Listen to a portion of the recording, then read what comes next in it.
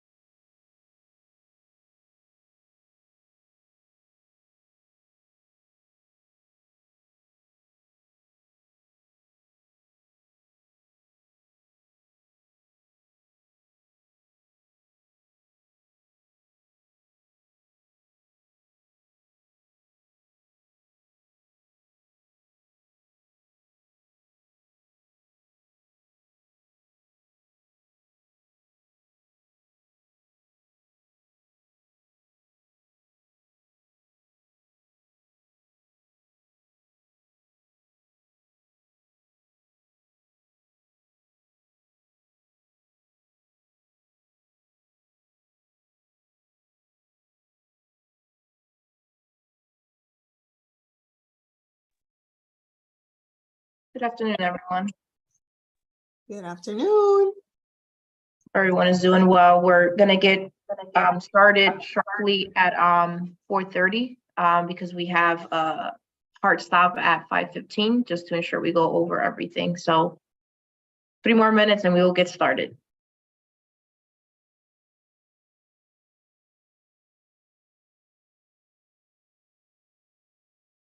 Christine, are you online right now?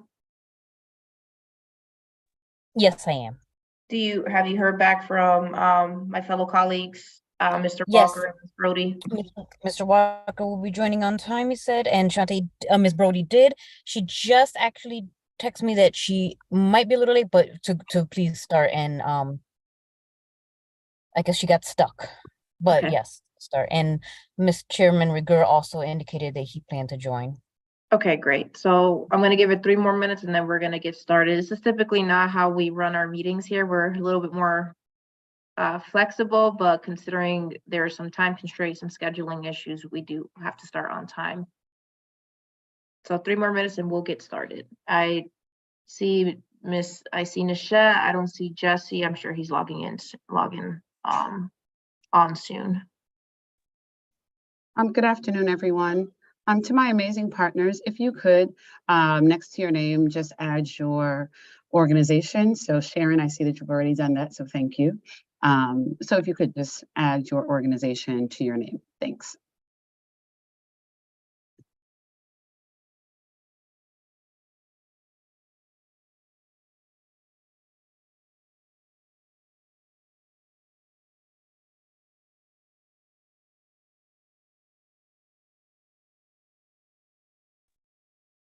If folks are having trouble, hit the 3 dots in the blue box next to the mute button, and then you can rename there.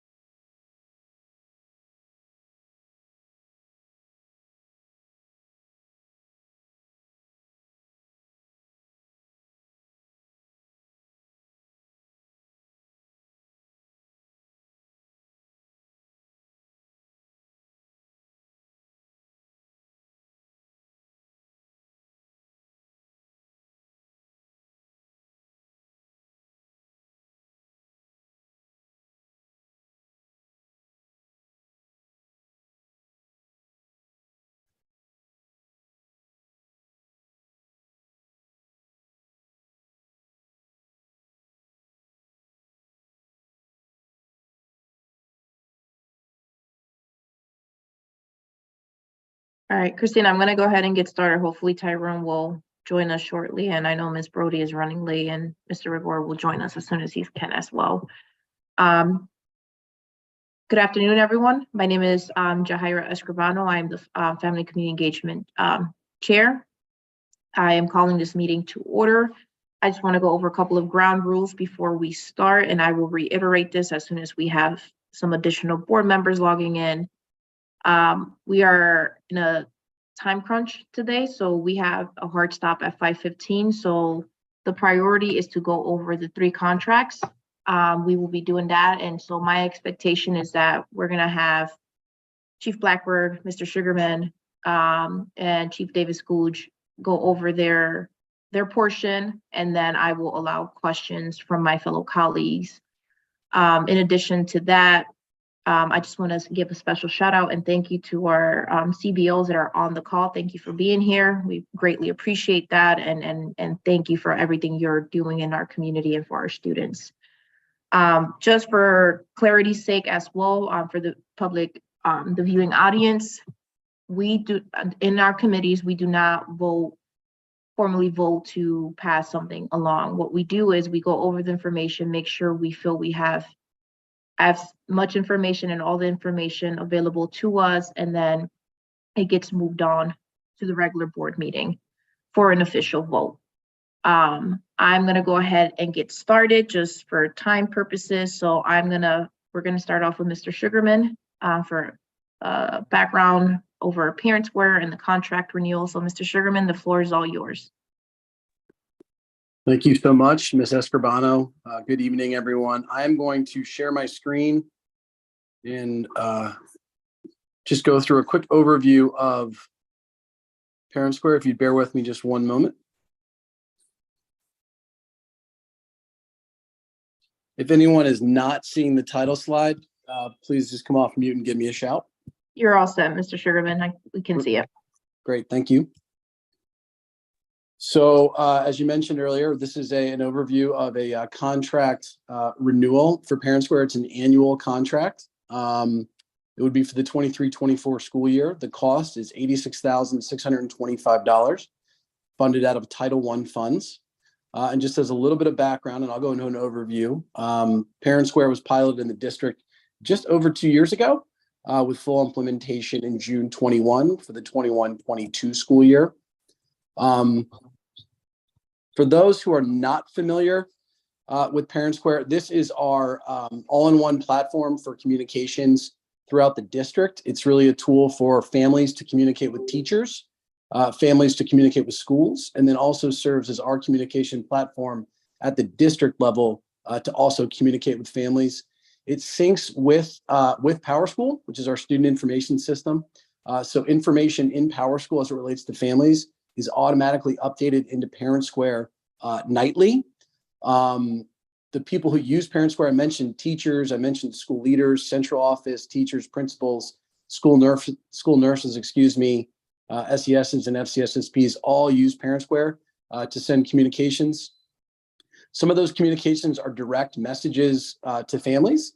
Some of those are broader posts about initiatives and events throughout the district. It also serves as our crisis and emergency communication platform, typically in the form of smart alerts.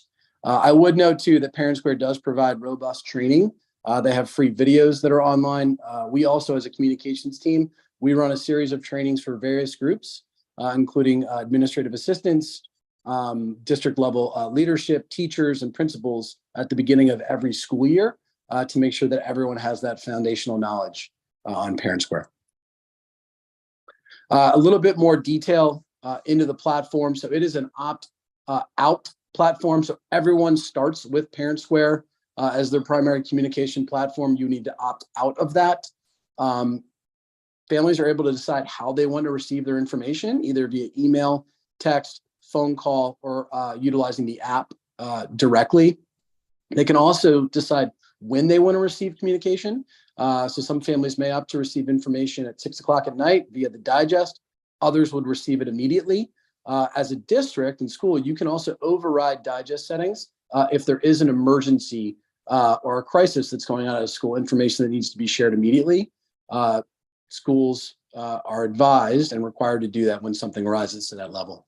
The blue box, it's actually not a box, the blue bubble on the right, just goes through a few of the different types of communications that we send via Parent Square. I mentioned posts about events, direct messaging, photos of classrooms, photos of events. There's two-way translation that's available for families. I'll get into that in a second. Emergency communications. There's also secure docs, so permission slips, report cards, and other forms can be sent via secure docs. Also the ability to sign up for events and meetings and various other forms in that bubble. I mentioned translation. So Parent Square does translate into 13 different languages. You can see those listed there. Families can choose their preferred language to receive information in Parent Square. If they don't choose a language, it will default to what's listed in PowerSchool.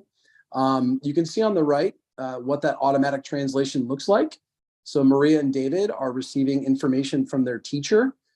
That information is written by the teacher in English. It's received by the family, in Spanish. And so a teacher and parents can have a conversation back and forth two-way, and it's in the preferred language of the user, which we think is a really valuable tool and creates really equitable communication for all of our families and teachers.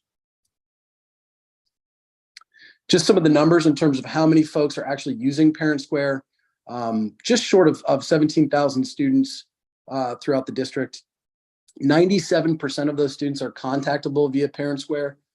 We do get notifications and reports when a number is not active anymore or an email has a bounce back. We just passed out some material to principals in the last Leadership Institute to give families a reminder to update their information in PowerSchool. Make sure that the updated phone number and updated email are there. Once they make that update, that is then updated in Parent Square immediately. You also have a little bit of information in terms of the languages that are used and the preferences, English being the most predominantly chosen language, Spanish as number 2. In terms of how families want to receive information, email is the predominant form, text, and then also those families that choose to utilize the app. Of course, the information that is sent via email is going to be more robust than that is sent via text.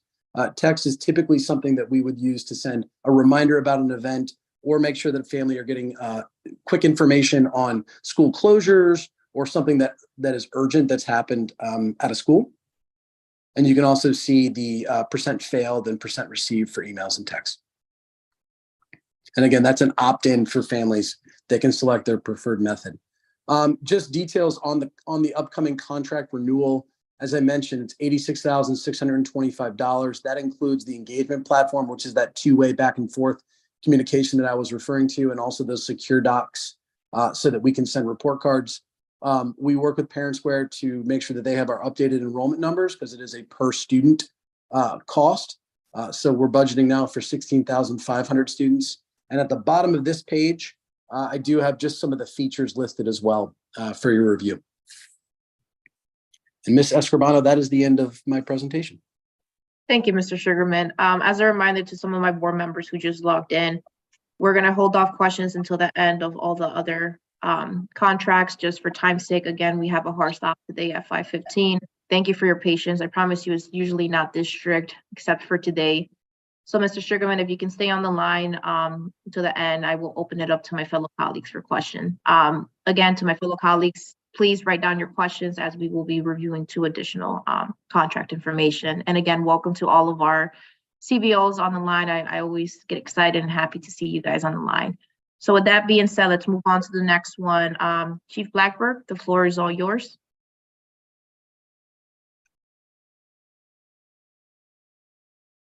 Thank you. Good afternoon, everyone.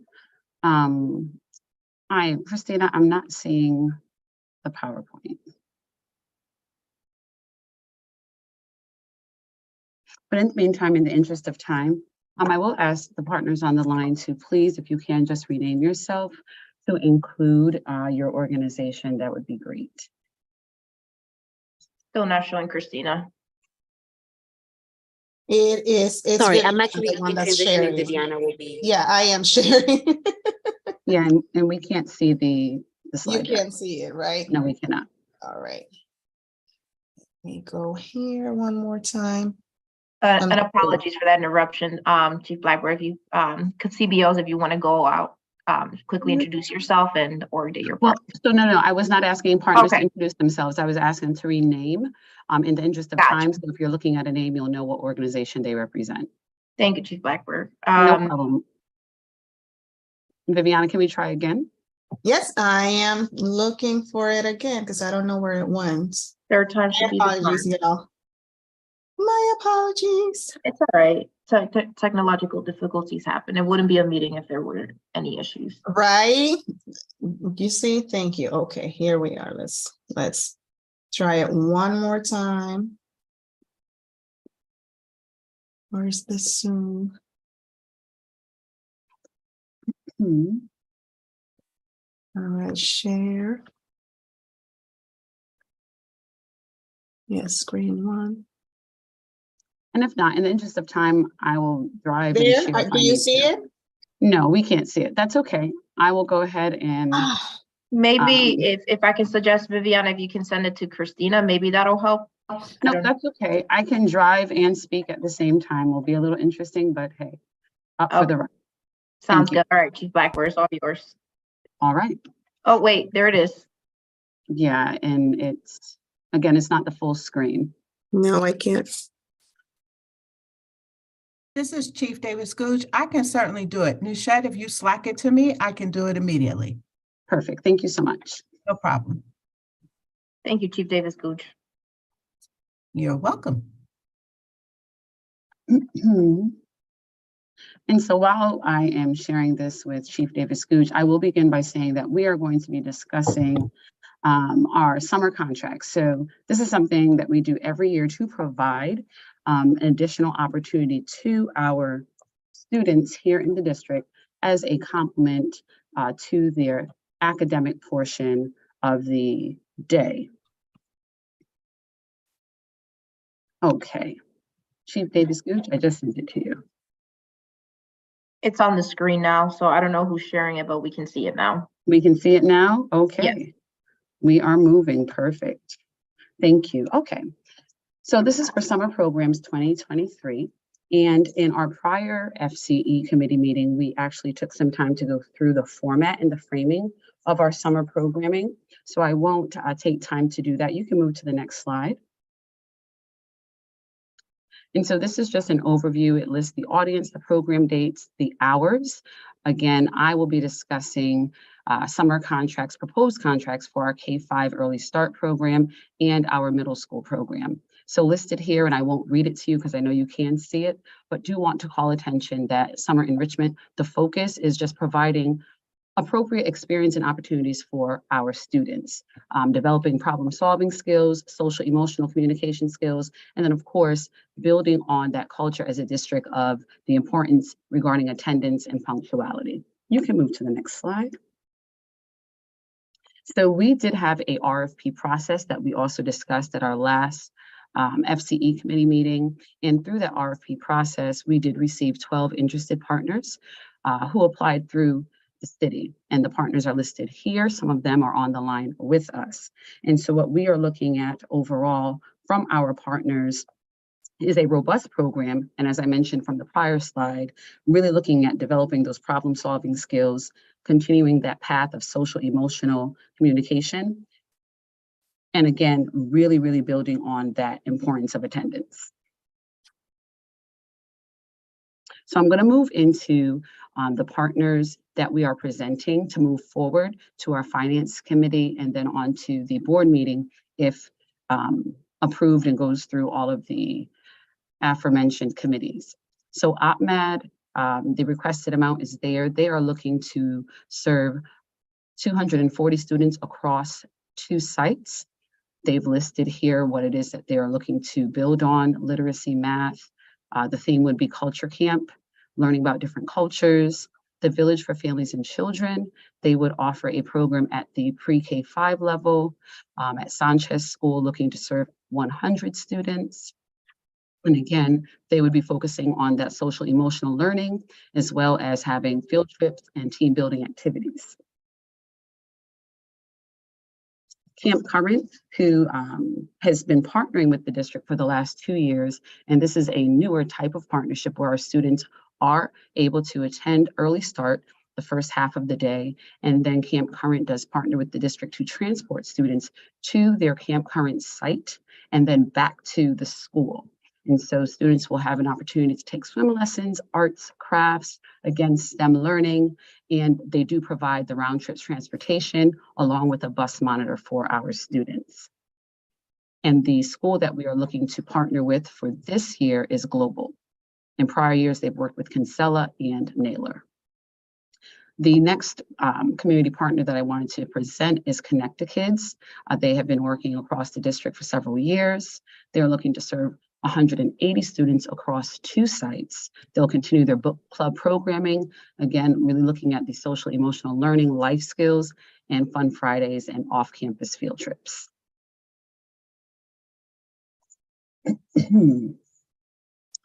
Catholic Charities, they would be working with students at ELAMS, 60 students, again, looking at summer survivor, field trips, discovering their neighborhoods. They do have opportunities for positive peer relationships, more of that social emotional well-being that as a district, we are definitely lifting up.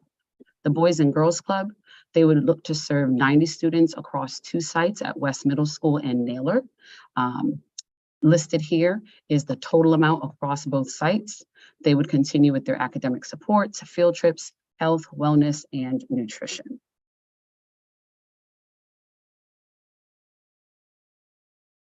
Two for One Care, they would be looking to work across 3 sites to serve 100 students at all 3 of those sites. They would look to develop problem-solving skills through sports, and then students will have that opportunity to have, access and an opportunity to experience a variety of sports in their program.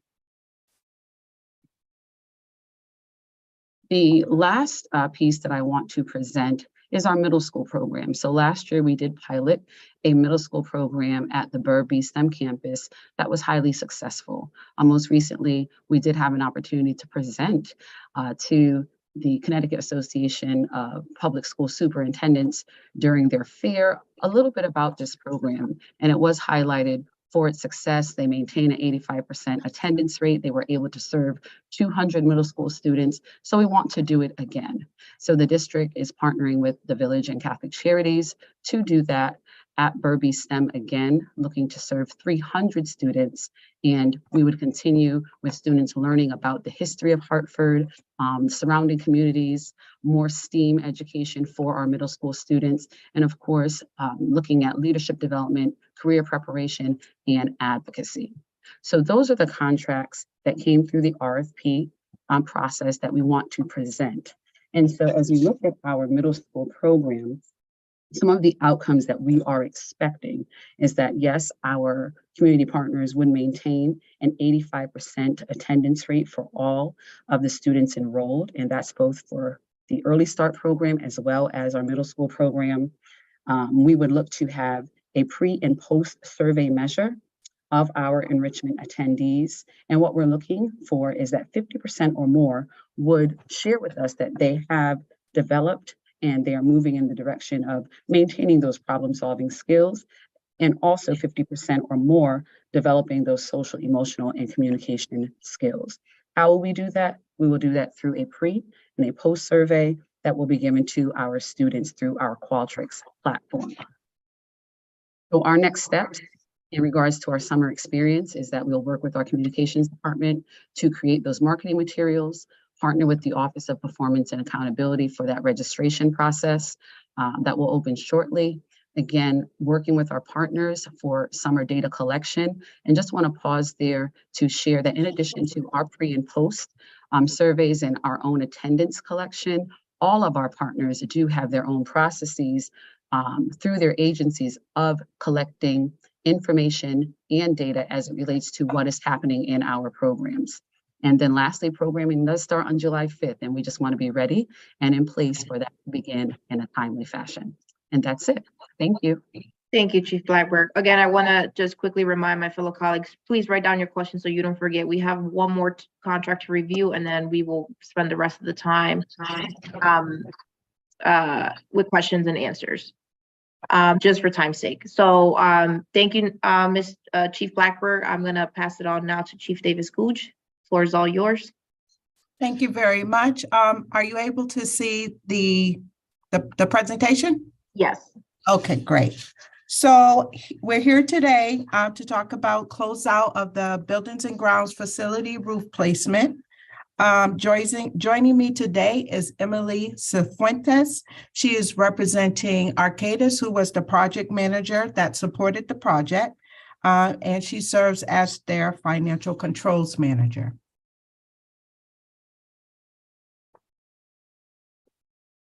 So we're here to ask for approval to accept the Buildings and Grounds Facility roof placement as completed. The facility is located at 388 Weathersfield Avenue. The building is located next to Burr Middle School. The board had previously engaged with this project. The ed specifications and drawings were approved by the board April 20 and December 2020 respectively. So the Buildings and Ground roof had been failing over a 10-year period. The request for replacement started with the city as a capital improvements project, and then it made its way to the State Office of School Construction Grants and Review. The project was accepted and added to the state's priority list. The grant was approved at $900,000 with a reimbursement rate of 40%. At the conclusion of the project, the final cost was $865,000. The projected reimbursement rate to the city of Hartford is $346,000. The projected cost to the city of Hartford would be the remaining $519,000. These numbers are not final until the state office conducts its project audit. So the roof had been completed November 30th, 2022. Our project manager and their contractors crossed their T's and dotted their I's before asking for completion of the project to move forward. All the manuals and warranties have been delivered to our facilities office. And so again, we're here today to ask for the board to approve accepting the roof placement as complete and authorize the submission of the form SCG 1049F to the state office. What this form does is provides the accounting for the project, full accounting, and places the project in a state's audit queue. So for a project to be closed out with the state, it goes through an audit process. So your approval at the board meeting would allow that process to move forward. And that concludes my presentation. Here for questions. Thank you, Chief Davis Gooch. I know that was a lot back to back. And again, I thank you everyone for being flexible. This is not typically how we do it. I do appreciate it. So with that being said, since Chief Davis Gooch, since you're the most, we ended it with you and it's the freshest in our memory, let's start with questions for Chief Davis Gooch and then we'll work our way back. I see Mr. Walker's hand up. Mr. Walker. Oh, and before you start, Mr. Walker, I just want to be clear. Any financial questions, any of that will be addressed in the finance committee. So please make sure your questions are geared towards anything else related to these contracts, any of the financial questions that will be take place this upcoming Monday in the finance committee. Okay, thank you, Madam Chair. So Chief Davis Gooch, what exactly is the board approving? Inspection is really what's actually approving the process. An inspection if it really accepts this work as being complete? Yes, I mean, ultimately, anytime a project is finished, the board has to state that they accept that the project has been completed to the satisfactory. Okay, right? So that information has come to us through Mr. Bazzano, Claudio Bazzano, who's our Executive Director of Facilities. And so has been satisfied with the work. And of course, the city also has to be satisfied with the work as well. And so we're asking that the board approves us to move forward to continue with the closeout of the project. Oh, okay, so It's more of a formality than it is. agreed. So just for my Uh-huh. edification, so what we're looking for then is, you said Mr. Pisano. So whose recommendations are we looking to see in order to say, yeah, we're good? So I'll rely on Emily. I'll ask you this question, but all the work has to be approved by the city, right? Okay, So it's a construction project and the city goes through the work of making sure that all the work was completed appropriately. Am I right, Emily? I'm just going to add to that, Sherry. Before we actually submit the final cost to the Office of School Construction Grants and Review to have them do an audit, we asked the Hartford School Building Committee to approve this project as complete, along with the Board of Education. With this project being state grant funded, all projects, even though they're listed in the city's fiscal years, it goes to the school building committee. The reason we bring this up is because per regulations, the Hartford Board of Education, the superintendent, she completes all the forms. She is authorized by the city council to go ahead and submit forms and update these once complete. So I'd say it goes hand in hand. The city is the one that will be, at the end of the day, what is not reimbursed will be the one absolving the costs of this project, but we need to work together with the Board of Education and the Hartford School Building Committee. Yeah, Emily, I just, if you don't, just one clarifying question. I believe Mr. Walker's question was specific to how do we know that the construction roof placement? And the one, as Ms. Davis-Gooch keeps refers to Mr. Bassano, he is the one that inspects the facilities department. He has worked along with our program manager at the time. We, as the City of Hartford's program managers, we oversee and then we'll do a walkthrough with Mr. Bassano to make sure that all of what was in the bid specs has been addressed, and before we would make any final payments. Mr. Bassano has agreed, and this has been a long time coming to have that roof fixed at the facilities department. So we know for sure that he's very happy with the outcome, and there have been no issues brought to our attention. great, thank you very much. So Chief Davis-Gooch, so sharing that with us in the process would be great. Because I think in essence, what we're approving is that the process was followed correctly. So maybe the Mr. Bassano paperwork or something that shows he approved it would be the kind of thing that'd be great to share and us to understand, so that we know that's essentially what we're approving, that it happened the right way. Okay. Emily, you and I will work to figure out what that paperwork might look like. Yes, yeah, we would probably have to design something specific. Again, he just completes a walkthrough. I don't know if he has his own checklist but I know it's his approval is what's needed before any committee, or we even bring to the state and say, we're done. So. Thank you, Chief Davis-Gooch and Emily. And right, this is a multi-layered project that's complicated with the city, the board, the state. So there's a lot of steps to this, and I thank Chief Davis-Gooch for always clarifying and making things clear, especially in the school building committee. So thank you for all of your hard work, Chief Davis-Gooch. Are there any other questions for Chief Davis-Gooch before we move on to the summer experience?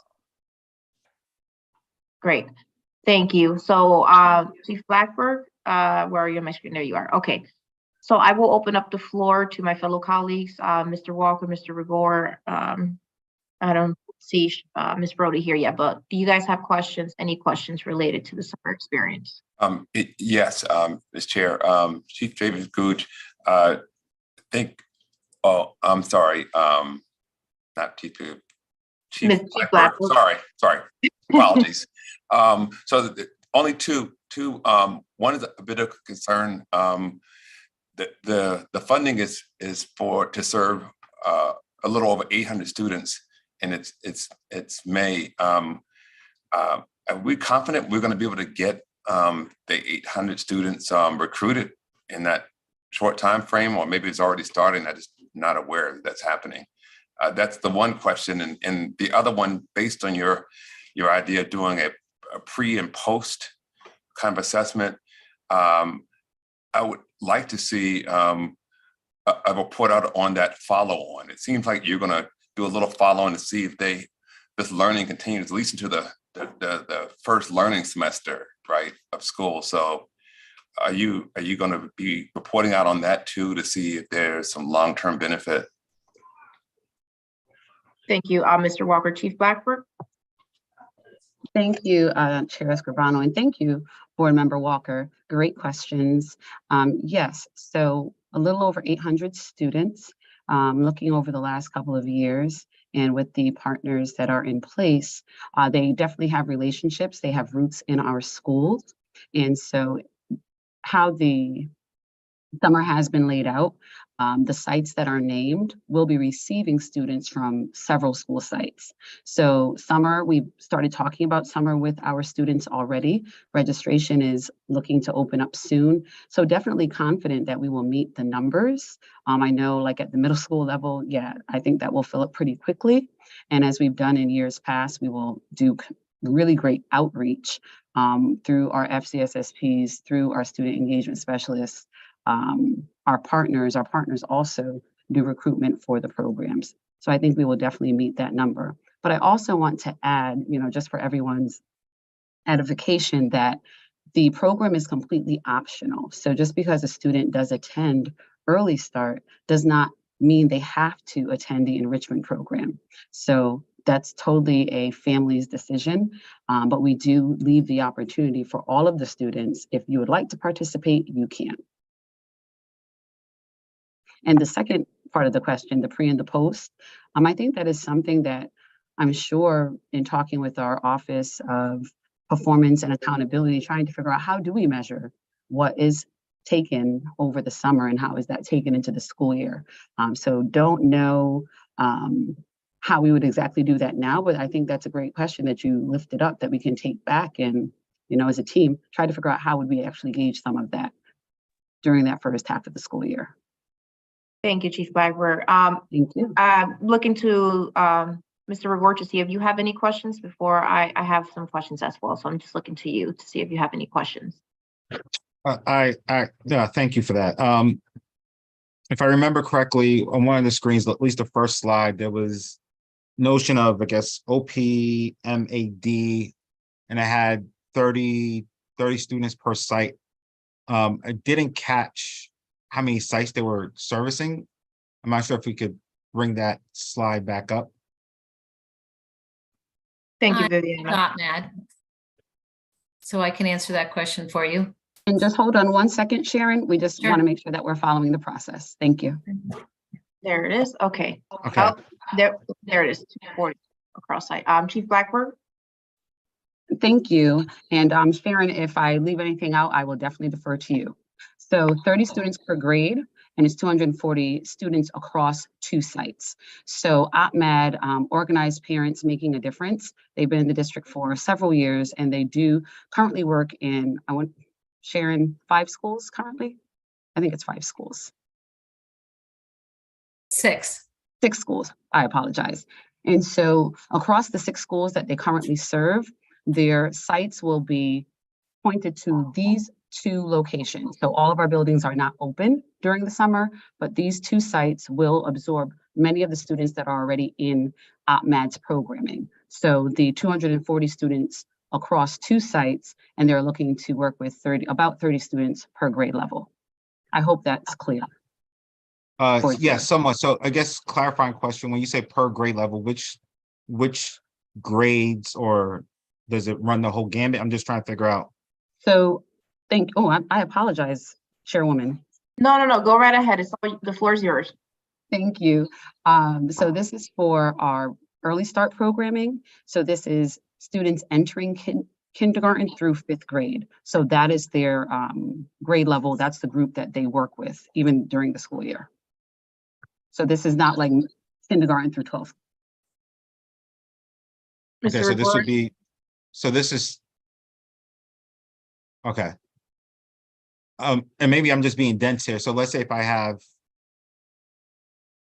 20 fourth graders in Kinley, that means there's only going to be 10 more spots. Like I'm trying to break down the per grade level. Like how are you determining that?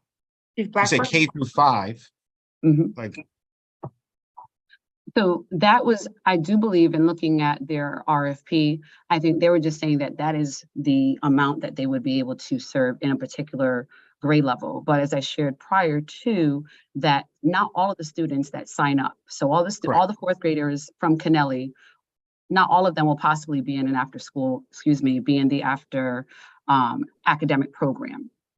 So the 30 the 30 across each grade level, that configuration, there might only be 15 in fourth from Okay. across schools. gotcha. So I guess it's 30, a maximum of 30 per grade level. And I guess the question then becomes, from a program perspective, is this still worthwhile if there's only one kid in a grade, or does it have to be at least 5 kids? Like, again, since it's fluctuating, I'm trying to determine what's the cutoff to say, yep, like this is a grade level that we're going to pick up, or like, no, we don't have enough, right? Like head count to actually make it worthwhile. Great question. And I'll answer here, and Sharon, then I'll definitely defer to you.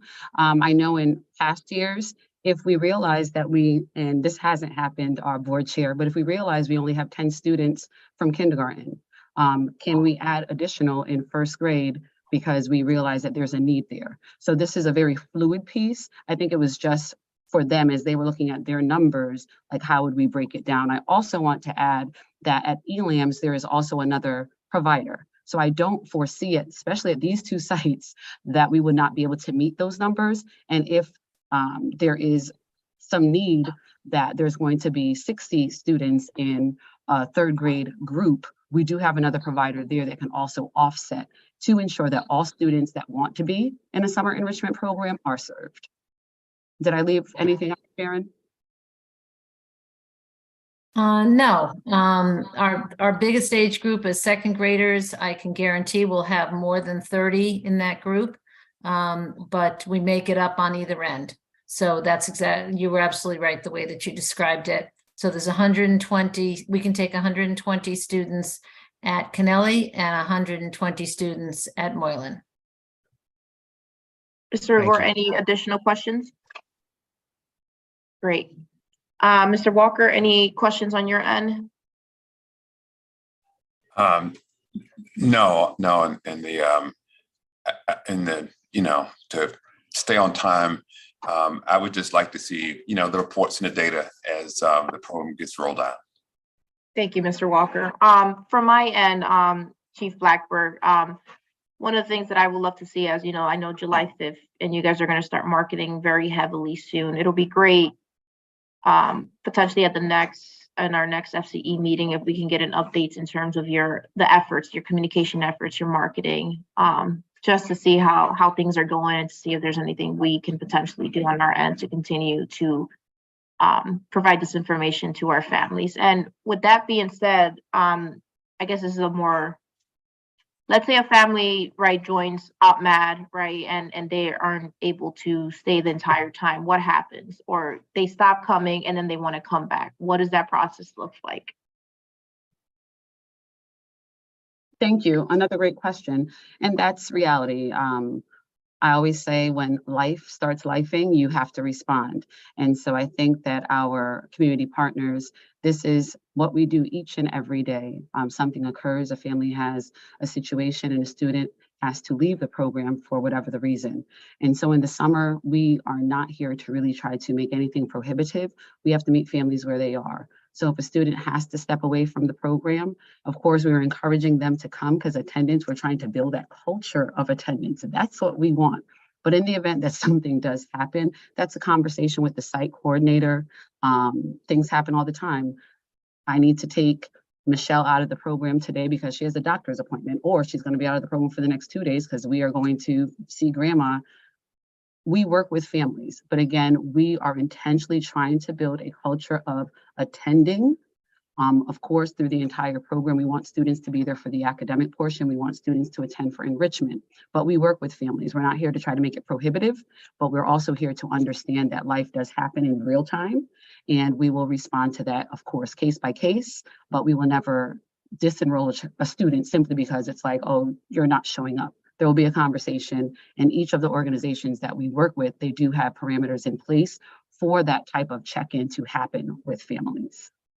Thank you so much for that clarification, and Thank you. it's very great to hear. And my final question, and I think you may have covered, and I apologize if I missed it, the school selections, were they selected just because those are typically the schools that are open, or the areas where you see the most needs? Another great question. So no, myself, Dr. Negron, Chief Davis Googe, there's a team of us that we come together and we look at a school space based on size and capacity. So we understand that, and I'm going to use Zone 1. So in Zone 1, and on the slide, you saw AF STEM, and you also saw West Middle. And so in Zone 1, Rawson is going to feed into AF STEM. West Middle is going to take in Noah Webster, and I'm missing a couple of other schools. So they are selected based on the capacity of a building, number of classrooms, all of that utilization. Chief Davis Googe a few years ago had this massive spreadsheet, and we were trying to figure out classroom space and all of that. So that's how school sites for the summer were selected and based on the zone.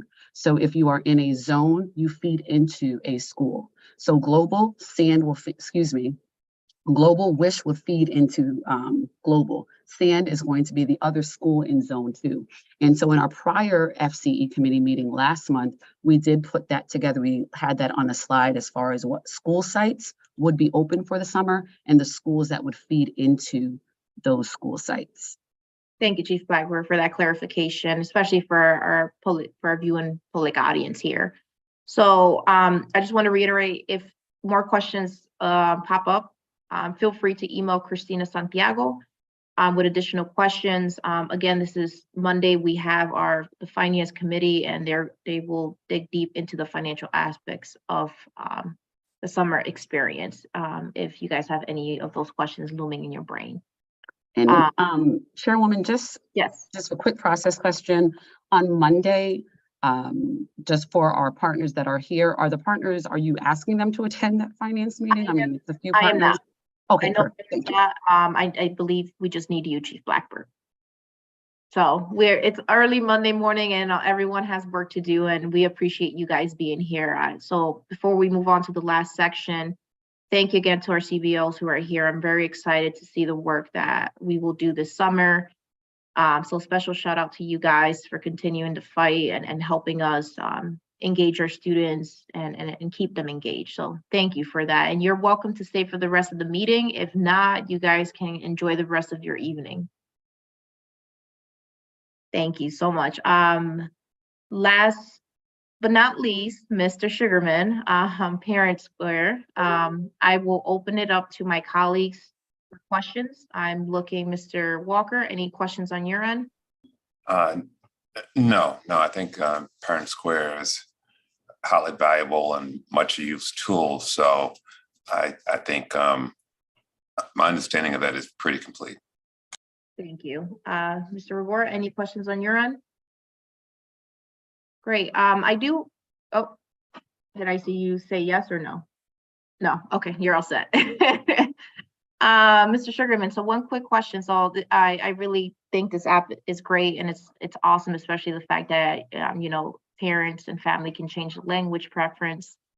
It's two-way communication. So my only question, right? There's always room for improvement. I don't need an answer now, but as we're looking, right, as we continue to expand and find various ways to communicate with our students and our families, I'll be curious to know what have been some of the challenges with Parent Square, right? Obviously, I know there's getting the right number, making sure they pick up. I know those standards are always an issue, but generally speaking, from an administrative standpoint on your end, if there's anything that you think would make this better and just making sure and encouraging you, and I'm sure you guys are already doing this, have those types of communication with Parent Square.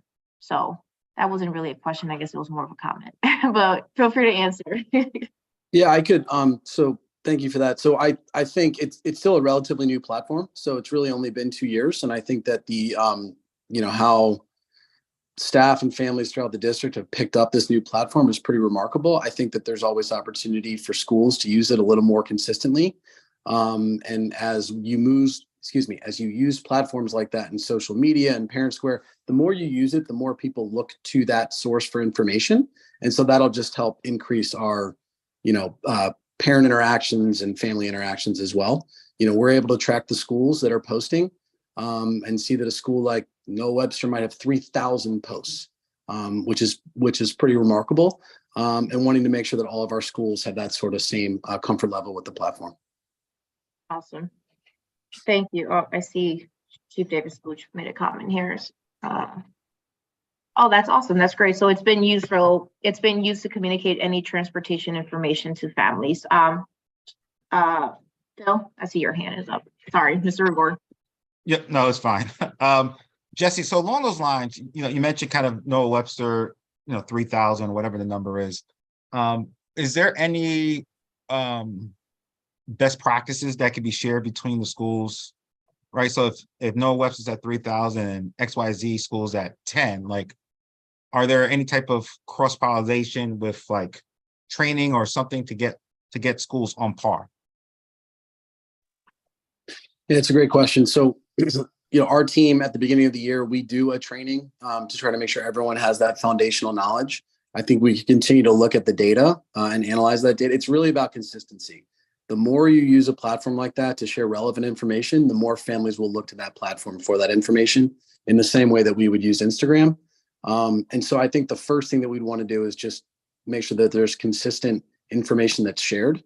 And then from there, it's I don't mean to be too casual, but it's take a cute photo. Make sure that you share events with enough lead time so that parents can see the value in that.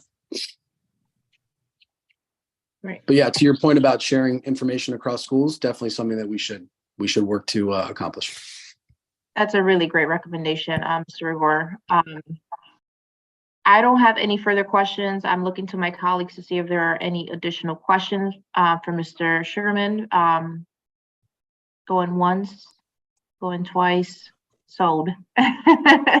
So with that being said, I believe this committee received all the information that's needed. However, if there are additional questions, please feel free to email Christina and she will get that either to Mr. Sugarman, Chief Davis Gooch, or Chief Blackburg to get those questions answered in a quick fashion. Monday is our finance committee where these will be reviewed again and from a financial perspective. So there are no further questions for my colleagues. Thank you again, everyone, and thank you for being flexible and with this time limit. But I think we were effective today. So thank you for that. I appreciate y'all and have a beautiful rest of your evening.